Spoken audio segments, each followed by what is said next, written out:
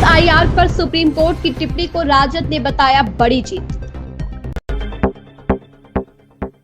बिहार में मतदाता सूची के विशेष गहन पुनरीक्षण पर सुप्रीम कोर्ट के फैसले पर राजद नेता मृत्युंजय तिवारी कहते हैं, तेजस्वी यादव और इंडिया अलायंस द्वारा चुनाव आयोग के समक्ष दर्ज कराई गई आपत्ति के संबंध में सुप्रीम कोर्ट ने भी इसी तरह की राय व्यक्त की और पूछा कि आधार कार्ड, राशन कार्ड और मतदाता पहचान पत्र को वैध क्यों नहीं माना जाता।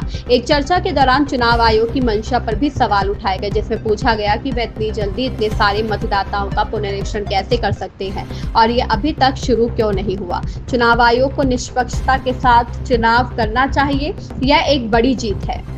देखिए, जो चुनाव आयोग के सामने आपत्ति दर्ज की थी तेजस्वी यादव जी ने, इंडिया गठबंधन ने, उस पर एक तरह से माननीय सर्वोच्च न्यायालय ने भी चुनाव आयोग से यही सवाल किए हैं कि आखिर आधार कार्ड, राशन कार्ड, वोटर का जो पहचान पत्र था उसको मान्य क्यों नहीं किया गया है।